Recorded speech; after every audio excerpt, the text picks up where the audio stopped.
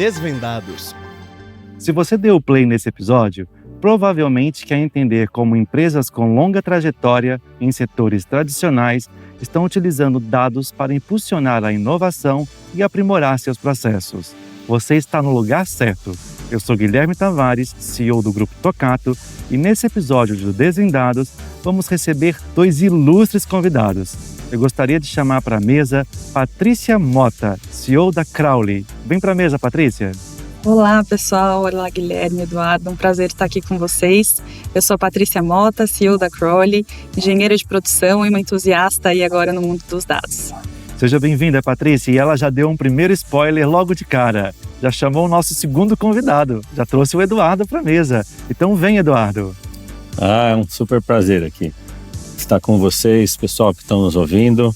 Guilherme, Patrícia, é um prazer bater esse papo com vocês. Eu sou Eduardo de Rezende Francisco. Podem me chamar de Eduardo Francisco. Eu sou professor da Fundação Getúlio Vargas aqui em São Paulo e atualmente também chefe do Departamento de Tecnologia e Ciência de Dados. Que legal! Hoje então, pessoal, nós vamos falar sobre como as empresas tradicionais estão aproveitando a inteligência de dados para identificar oportunidades de crescimento, otimizar suas operações, ganhando eficiência e produtividade e aprimorar a experiência do cliente e por aí vai. E olha, tem assunto que eu gosto no meio dessa pauta de hoje e eu tenho certeza que vocês também vão gostar desse episódio. É um prazer receber vocês dois aqui no Desvendados e vamos que vamos! Já vou lançar o meu primeiro questionamento para vocês. Me fala um pouquinho sobre a experiência de vocês e como dados transformou a experiência de vocês nos últimos anos, durante a sua vida, durante a sua carreira.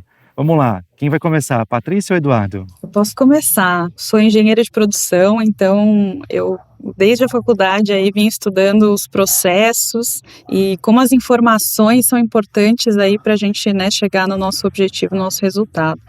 Eu trabalhei na indústria também como bancos de investimento e aí sempre pensando, né, nos processos, na implementação, na gestão de riscos, né, e aí a gente vê o papel dos dados para tomada de decisão, né, para avaliação das melhores decisões e também para entender o mercado, né, a concorrência, enfim.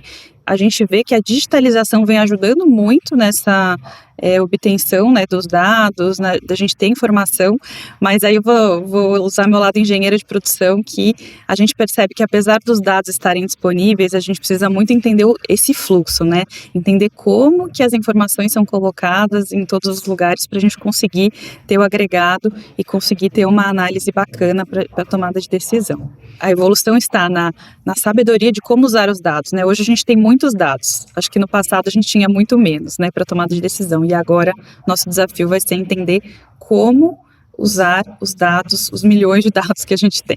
Gostei da sua fala. A minha formação é em ciência da computação.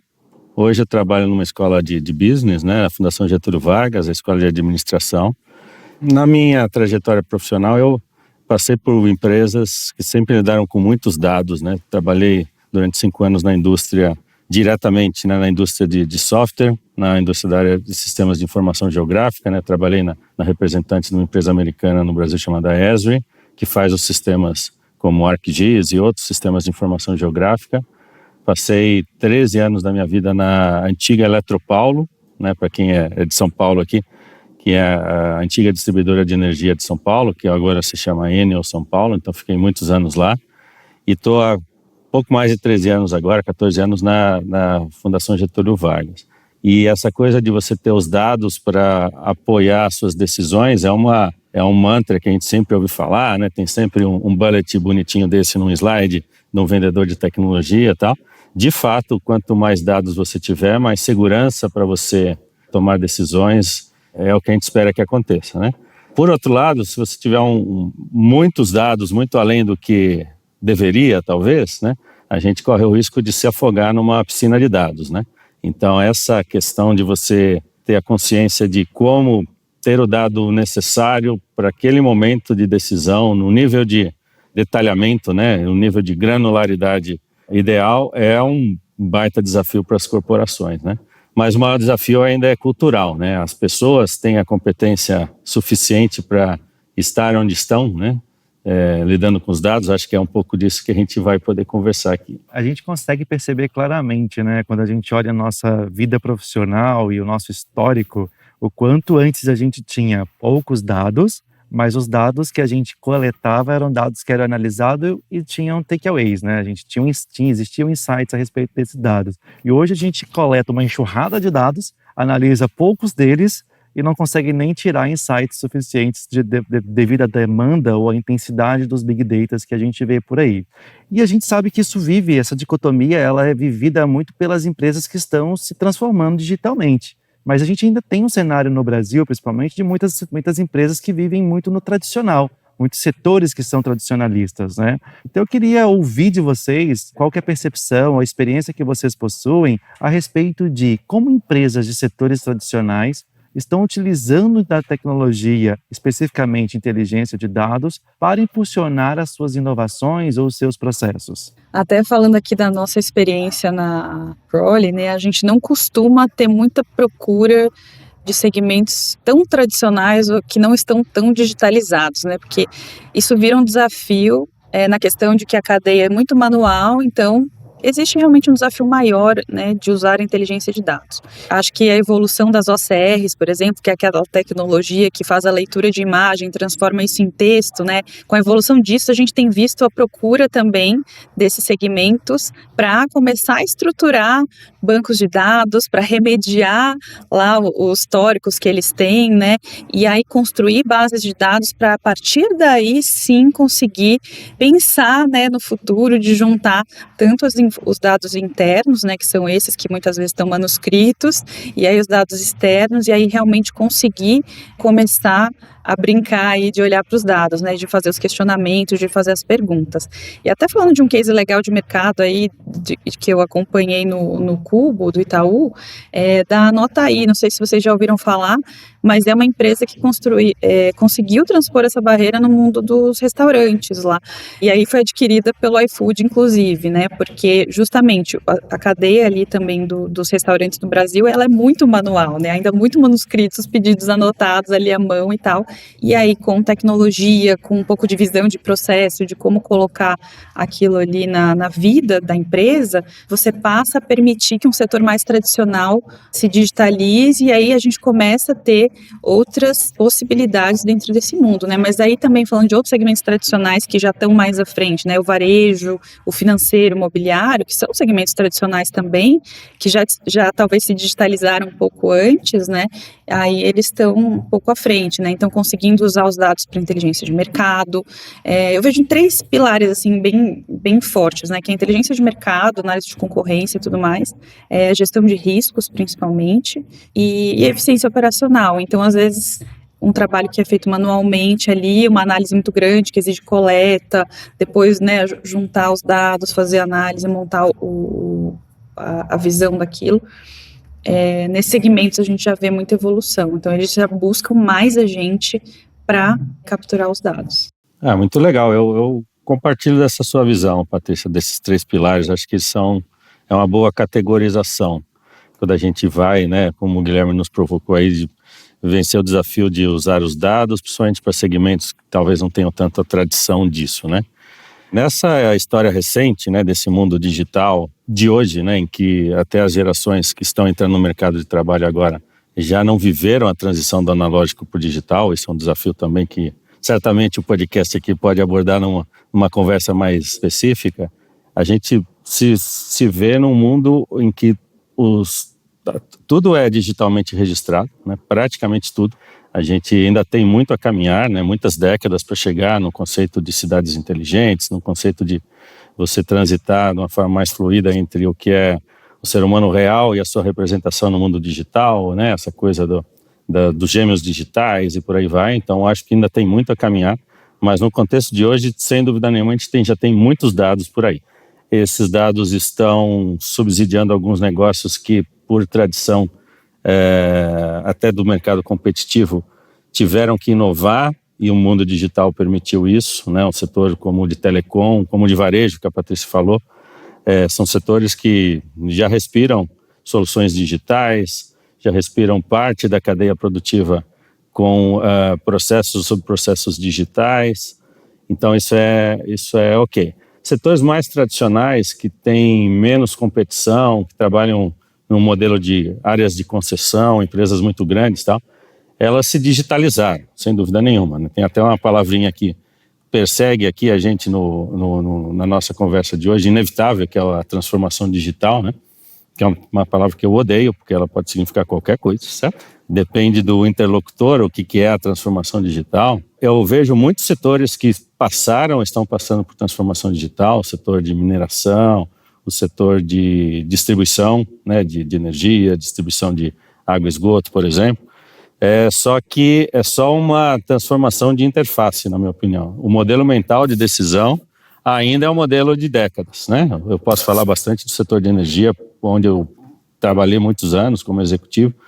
Então, as decisões são tomadas hoje do mesmo jeito que eram tomadas há muitos anos atrás, só que cheio de artefatos digitais no meio do caminho, né? Que é super conveniente, é claro.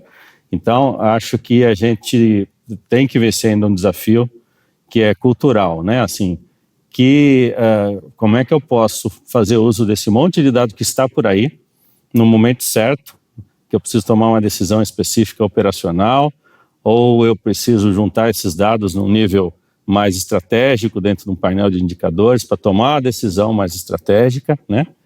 E tentar sair do modelo mental de decisão, né? Continuar decidindo como sempre foi decidido, por tradição. Eu tenho um insight que a minha experiência traz, que eu devo ir por esse caminho, não aquele.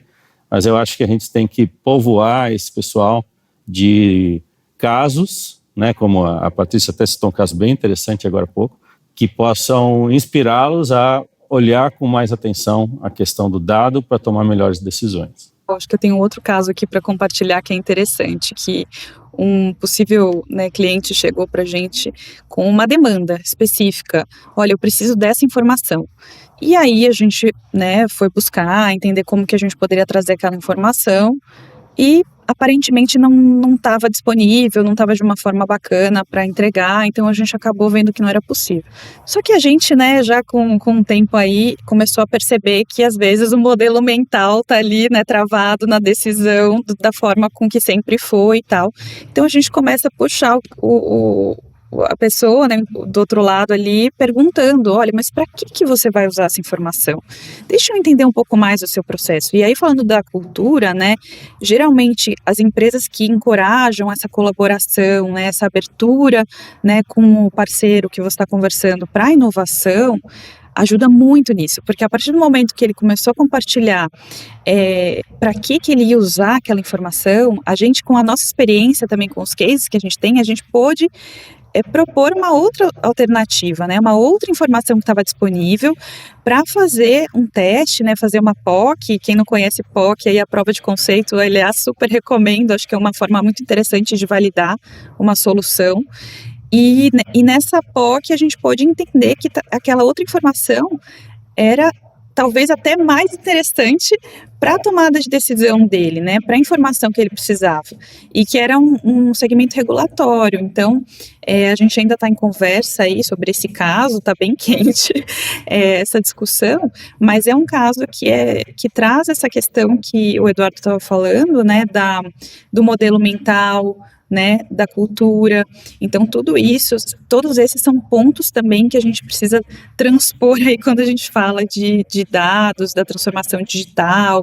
E aí, pegando um ponto que o Guilherme trouxe aqui até na nossa preparação para essa conversa, a gente está falando de IA, né, de inteligência artificial, sem antes, às vezes, cobrir pontos básicos aí, né, da captura do dado, qual dado que eu quero capturar, para depois qual dado que eu quero analisar, né? Então tem uma série de etapas que a gente precisa entender para chegar depois na inteligência artificial, né, que já é um passo além aí. É isso mesmo, pessoal. Eu costumo dizer que a inteligência artificial hoje, para muitas empresas, é você colocar o vidro na janela da sua casa que está em construção, mas você ainda não conseguiu nem montar as paredes e a parte sólida dela, né? O vidro vai ficar simplesmente exposto, vai cair, vai quebrar, pode te julgar em lugares exponencialmente que te prejudicam e não necessariamente que te cresçam, né? E isso é algo bem preocupante quando as empresas não estão maduras ou não fizeram o beabá ainda. Vocês trouxeram muito forte na fala dos dois aí a respeito de entender cultura, né, a respeito de entender mindset, modelo mental. E a gente sabe que empresas tradicionais, até pelos exemplos que vocês trouxeram, pela fala de vocês, elas têm uma dificuldade realmente de romper este ponto, né? A gente vê muitas empresas hoje que querem que o dado valide a percepção do CEO, pelo simples fato de que o CEO toma decisões por percepção e não por análise de dados, né? Então eles tentam achar dados para provar que a percepção do CEO ela é correta e não necessariamente utilizar o dado para se provocar, refletir se a minha percepção ela é a correta, né? Inverter os papéis nesse sentido. E aí eu queria trazer para vocês exatamente uma profundidade nessa pergunta, já que ela foi muito falada na resposta de vocês. Quais são então os desafios que essas empresas tradicionais precisam bypassar ou como bypassar esse desafio de romper o modelo tradicional de mindset ou do pensar antigo, né, do pensar tradicional para um pensar mais digitalizado, mais modernizado, onde sobrepõe o entendimento de que transformação digital é ter um site na internet ou é ter um marketplace e fazer venda na internet, que é o que a gente ouve muito por aí. É muito comum hoje em dia empresas que ainda estão praticamente no analógico, quando fizeram uma ligeira transformação ali, tiraram um formulário em papel que depois era digitado e demorava e custava e puseram um formulário eletrônico sem muita consistência. A empresa já ecoa que, né, fez uma transformação digital, etc, etc. E o Banco Itaú, por exemplo, até hoje tem consciência que não fez a transformação digital completa. Então tem tantos extremos nessa definição aí que eu acho que é muito complicado esse desafio, né? O ponto de como as empresas tradicionais devem se portar, eu acho que é o seguinte: fazer um projeto corporativo para que a empresa toda caminhe de forma alinhada nesse sentido da digitalização, né? Muitos autores usam um outro termo que é digitização, né? Que vem junto, quer dizer, não é só digitalizar as coisas, né, do ponto de vista dos artefatos, mas os processos mesmo estarem digitalmente disponíveis, né? Enfim, mas isso é um detalhe. Eu vejo dois caminhos, talvez, né, entre muitos outros. Um é o seguinte: a empresa, tendo a consciência de que ela vive um mundo antigo, né, os seus decisores têm uma cabeça mais antiga, ela pode promover um ajuste na sua liderança, né, trazer alguém que tenha uma experiência ou de fora, ou alguém de dentro que possa ser promovido a liderar esse desafio e passa a ser o sponsor dessa solução. Isso é fundamental. Para que a empresa caminhe assim, tem que ter alguém decisor, ligado diretamente ao presidente, ou próprio, né, presidente, o maior líder da organização, que de fato patrocine isso, né? Não só permitindo que a coisa seja feita, mas de fato participe ativamente em cada etapa que envolve, né, sempre a organização como um todo, né? Eu acho que esse é um caminho, mas normalmente esse caminho não é o primeiro caminho, né? Acho que o primeiro caminho, a Patrícia até usou o termo prova de conceito, é o caminho da prova de conceito, mas quando ele não é patrocinado, a prova de conceito dificilmente vai acontecer. Então, o que eu fazia, pegando até a minha experiência de época de antiga Eletropaulo, né, era fazer uma estratégia de guerrilha mesmo, né? Você fazia o projeto sem ninguém saber e apresentava na hora certa, né, falando: olha, aquilo que a gente sempre fez assim, ó, acabamos de fazer rapidamente aqui, ó, agora a gente gasta 1/10 do tempo, e daí o pessoal começava a prestar atenção, né, e daí sim a coisa se viabilizava. Mas se você esperar que a organização valide um movimento disso, se a empresa não tem essa cultura, dificilmente isso vai para frente. Eduardo, achei genial essa tática de guerrilha. Adorei. Eu acho que realmente a prova de conceito é uma forma de trazer o interesse das pessoas estratégicas para a mesa, né? E a prova de conceito, geralmente, ela custa, às vezes, sei lá, 1/5, 1/10 do projeto completo, né? Então, ela é uma forma muito interessante de você fazer um ponto e trazer, né? Então, eu acho que é isso, porque o que eu ia comentar é muito interessante essa questão de troca de informação, né? Então, de trazer a experiência de outros CEOs, de trazer a experiência de outras empresas, então, talvez botar esse pessoal para conversar, mas ele realmente talvez seja um processo de mais longo prazo, né? Então, até a gente esperar que a liderança entenda, né, aquela liderança mais tradicional, que às vezes não está tão pronta, né, então realmente pode ser um processo muito demorado para aqueles que estão ali no dia a dia e já, né, entendendo e vendo as possibilidades e tal. Então, às vezes, se existe uma verba, né, na sua área para inovação, ou se existe uma verba que você consiga colocar ali numa prova de conceito, cara, vai atrás disso, que pode ser uma ótima ideia para transformar mesmo a visão ali das pessoas que estão na empresa, na liderança, né? Porque nada mais forte do que um resultado claro, né, ali na mesa, né? Então, pode ser muito legal, gostei muito. Legal, pessoal. Eu tenho a contribuir também sobre a resposta de vocês e eu acho que ela vai muito em paralelo àquilo que vocês já trouxeram. Na minha experiência também eu vi e vivi dentro de várias empresas ou em clientes que eu vi lançarem departamentos de inovação, diretor de transformação digital, né? Então os nomes eram muito bonitos, mas no final do dia, na prática mesmo, as coisas não aconteciam, porque ou era um departamento puxando aquilo, ou faltava um entendimento de qual que é o ROI que eu vou ter disso, né? Qual que é o retorno sobre esse investimento? Porque quando você coloca POC no meio do jogo, né, que é a prova de conceito, você traz interlocutores estratégicos para poder validar e entender a importância daquilo, e você mostra que aquilo vai trazer um retorno sobre o investimento, mesmo que o CEO seja tradicional, ele vai aprovar aquilo, porque ele está vendo que vai ter aumento de receita, e no final do dia ele está olhando a última linha do DRE. Né, para um CEO muito mais tradicional, principalmente. Então, eu concordo muito com esse ponto de vista de vocês, de olhar para uma prova de conceito, de buscar um budget, né, um orçamento para isso, para que as pessoas façam isso numa pílula, né, num MVP, num modelo menorzinho, mostrem que aquilo tem resultado, exploda isso depois para empresas de uma maneira corporativa, faça benchmark, né, é muito importante hoje as empresas fazerem benchmark com outras indústrias.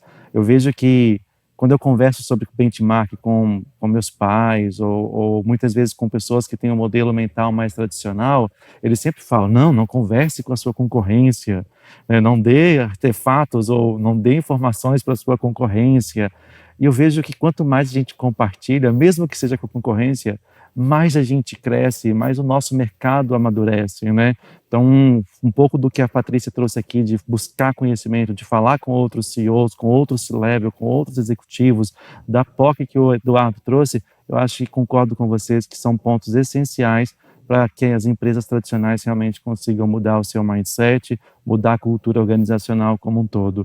E eu já quero emendar esse meu raciocínio com uma próxima pergunta. A gente já falou sobre as dificuldades que existem nos modelos tradicionais, a gente já deu dica do que eles podem fazer para mudar esse mindset, essa cultura, mas quais são os grandes ganhos no ponto de vista de vocês? Quais são as grandes oportunidades, as principais oportunidades que uma análise de dados, uma inteligência de dados pode oferecer para as empresas, seja no aumento de eficiência, redução de custo, desenvolvimento de novos produtos? Qual que é a percepção de vocês sobre isso? O que uma empresa ganha ao realmente vivenciar e ser orientada a dados? A questão do ROI, né, que a gente estava falando, acho que tem que estar ali no primeiro lugar. Eu acho que quando a gente busca isso, mas também eu acho que o entendimento de que existem benefícios indiretos, muitas vezes, né, da implementação de eficiências e que significam redução de custos, né, que significam tomada de decisões melhores, né. Então, eu acho que duas coisas, assim, eu acho que tomar decisões baseadas em fatos, acho que esse é o ganho aí, né, a oportunidade. Então, né, tomar as decisões baseadas em fatos e bem estruturados, né, então fazendo as perguntas corretas, estruturando as hipóteses, né, porque às vezes também não é só o dado, né, mas ele tem um conjunto de coisas acontecendo que às vezes a gente não está capturando e a gente precisa entender também, né, se basear em informações mais completas, né, ao invés de se basear num segmento ali de dados, uma perspectiva que você está vendo que pode estar te cegando do panorama completo, né, e também no timing correto, né? Então, eu acho que a questão da automação dos dados, né? Da automação desses relatórios, né? Tudo isso traz um timing para a operação, para o negócio, que acaba se traduzindo em resultado, né? Então, acho que essa é a questão ali, né? Que seria o meu segundo ponto aí, que seria a decisão em um tempo menor, né?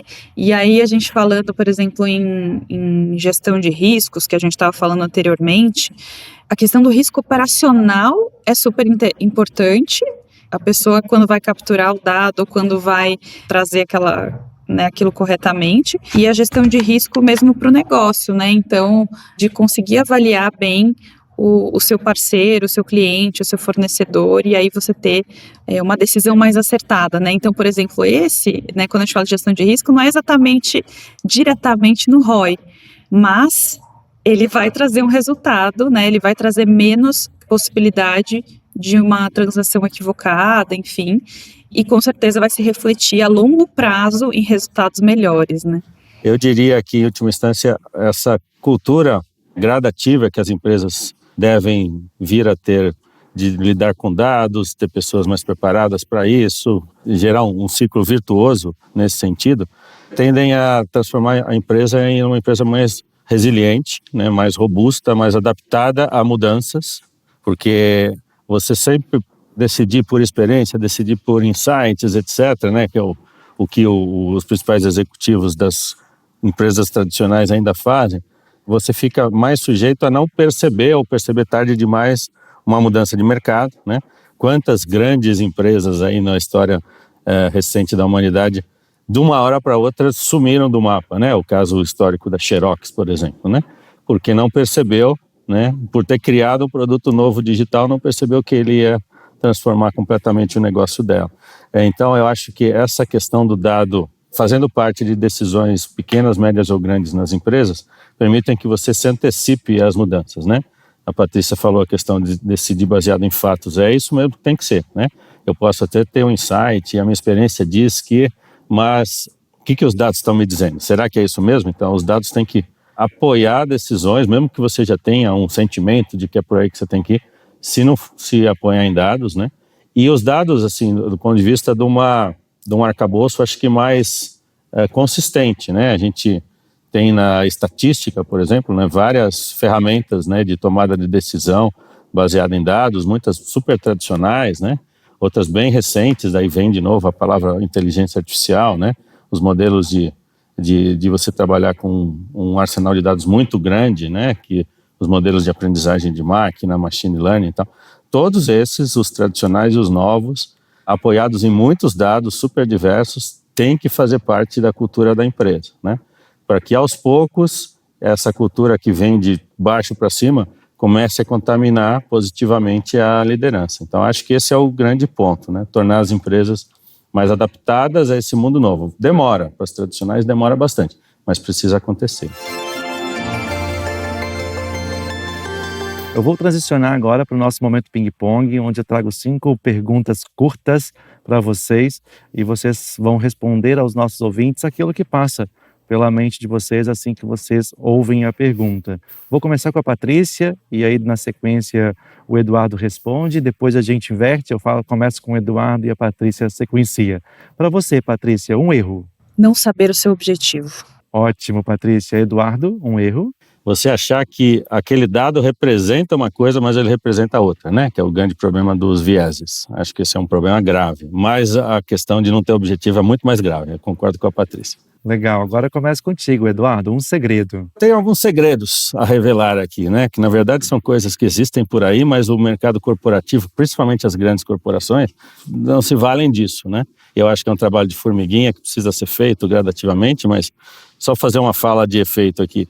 O Brasil é o país que mais tem dados secundários públicos georreferenciados do mundo. O Brasil é o que mais tem mapas públicos para apoiar decisões. Não sei se quem nos ouve aqui já se apercebeu disso, né? Tem um negócio chamado setor censitário, é um tipo de produto, né? Os dados vêm dentro desse formato chamado setor censitário, que é um quarteirão praticamente de uma cidade grande, né? Que é um dos produtos do censo demográfico brasileiro, que só existe no Brasil, nesse tamanho e com uma riqueza de informações, mais de 4.000 variáveis disponíveis de graça para as empresas usarem e abusarem, e elas não usam, né? Então, eu acho que isso, pegando a sua pergunta, Guilherme, de um segredo, acho que isso é um dado que está aí, por uma questão de cultura, as empresas nem se aperceberam disso, então eu acho que isso tem que deixar de ser um segredo, então tem que ser usado e abusado pelas corporações. Legal, Patrícia. Não precisa ser muito caro começar a olhar para os dados. acho que dá para começar com algum projeto menor que caiba no bolso, assim, não imaginem que é um negócio mirabolante. Agora eu vou jogar para ti, Eduardo, uma referência. Legal.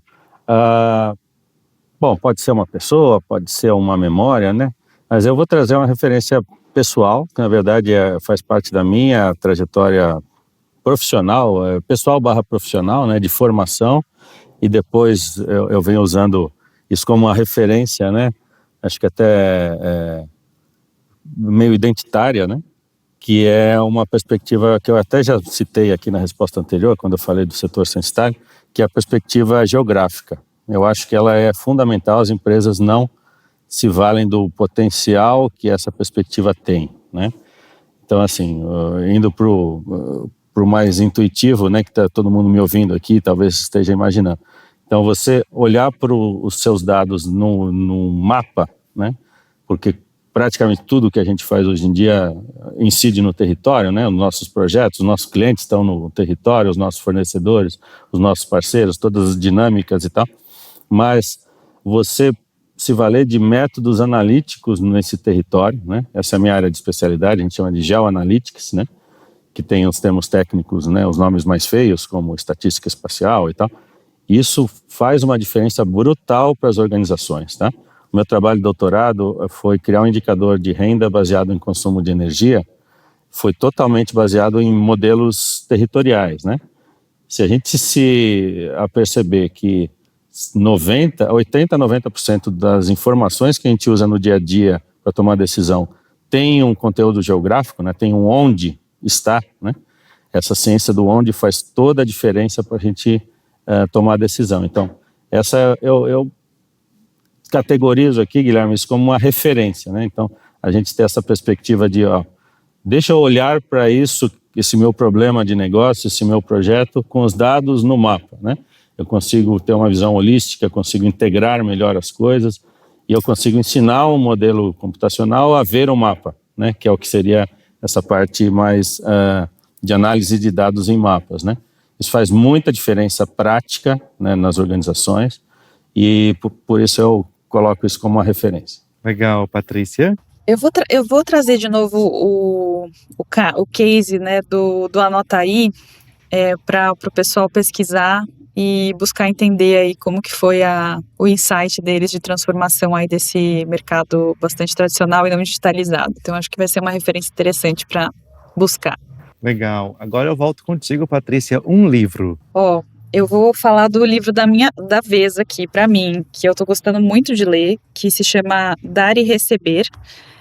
Foi uma indicação, inclusive, da Dani Junco, aí, de uma comunidade que eu adoro muito. E eu comecei o livro, já estou amando. Fala sobre o perfil das pessoas e como elas se relacionam, né? Quem são os doadores, os tomadores, as pessoas que fazem, né, o equilíbrio aí no meio do caminho.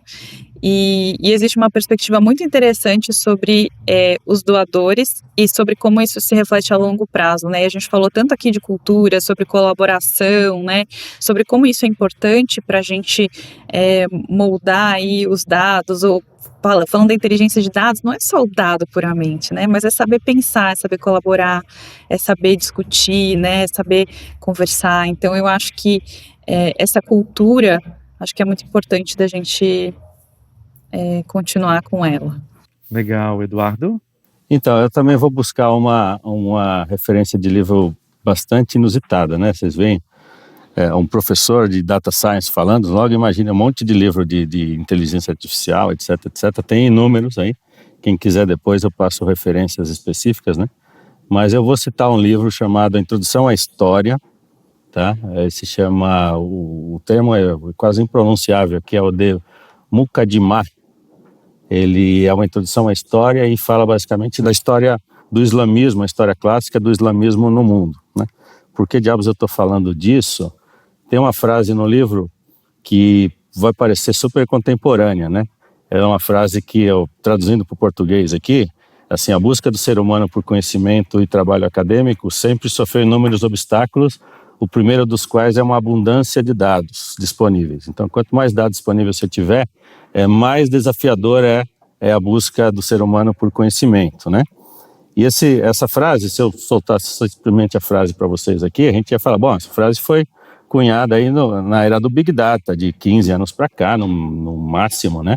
Mas essa frase foi escrita em 1377, pelo personagem principal da história, né, do Mokadimar. Esse livro é escrito por um historiador sul-africano. Esse livro é extremamente contemporâneo, tá? Quem me indicou esse livro foi Etienne Lyon, que é um pesquisador francês. Eu tive a oportunidade de dar um curso internacional de Big Data em 2018, passando por vários países da Europa, e a gente passou por uma instituição francesa, e foi daí que veio a referência desse livro. Depois em sala de aula, eu vivo dando dicas desse livro para as pessoas e tal. E daí eu vou depois até passar a referência aqui para o Guilherme, para o pessoal aqui do Desvendados, passar essa referência para todos que nos ouvem aqui de alguma maneira, tá? É excelente, é fantástico esse livro. É isso aí, pessoal. Chegamos ao fim de mais um episódio do Desvendados. Quero aqui agradecer a presença dos nossos convidados de hoje. Obrigado, Patrícia. Obrigada a você, Guilherme. Obrigada, Eduardo, pelo papo. Foi uma troca muito interessante para mim. Acho que eu já saio aqui fervilhando de ideias, de desejos, de busca aí. E quem quiser me acompanhar a Crawly, a gente está disponível no LinkedIn. Crawly se escreve Crawly, um pouco difícil aí de buscar qualquer coisa, a gente pode divulgar também. E acho que só para comentar, né, a Crawly nasceu pela necessidade que ela observou no mercado da captura de dados, né? E eu acho que se complementa muito ao que o Grupo Tocato aí está fazendo, que é ajudar as pessoas na análise, né? Então é super bacana, eu acho que conversar com vocês, e foi um prazer. Obrigada. Legal, Patrícia, muito obrigado. Obrigado também, Eduardo. Opa, eu que agradeço você, Guilherme, e todo o pessoal do Desvendados aqui pelo convite, pela toda a preparação e organização. Agradeço muitíssimo a Patrícia, que nós nos conhecemos agora, né? Vocês estão nos ouvindo aqui, nós estamos nessa gravação nos vendo também, né? Então, a gente tem a oportunidade de se conhecer aqui pelo vídeo também. Foi um super prazer. Me coloco à disposição também, Patrícia, você e todo o seu time aqui, para a gente conversar depois. Estendo isso para todos que nos ouvem aqui, né? Eu sou de uma instituição que já é bastante conhecida no Brasil, a Fundação Getúlio Vargas, tá?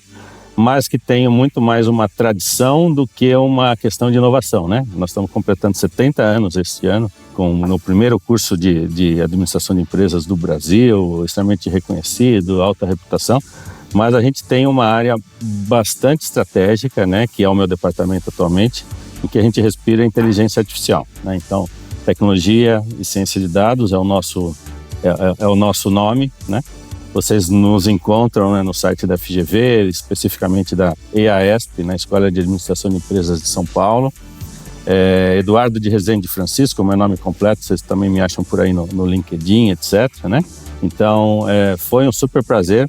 Agradeço mais uma vez a todos. Muito obrigado, pessoal. Desvendados é o seu podcast para explorar o universo de pessoas, BI, tecnologia e dados, trazendo insights que vão revolucionar suas decisões e transformar a forma como você trabalha e administra seus negócios. Inscreva-se agora mesmo em nosso canal, adicione o podcast aos favoritos em seu aplicativo de áudio preferido e compartilhe esse podcast com todos que desejam compreender o impacto dos dados nas tomadas de decisões. Até o próximo episódio e continue conectado ao futuro com Desvendados.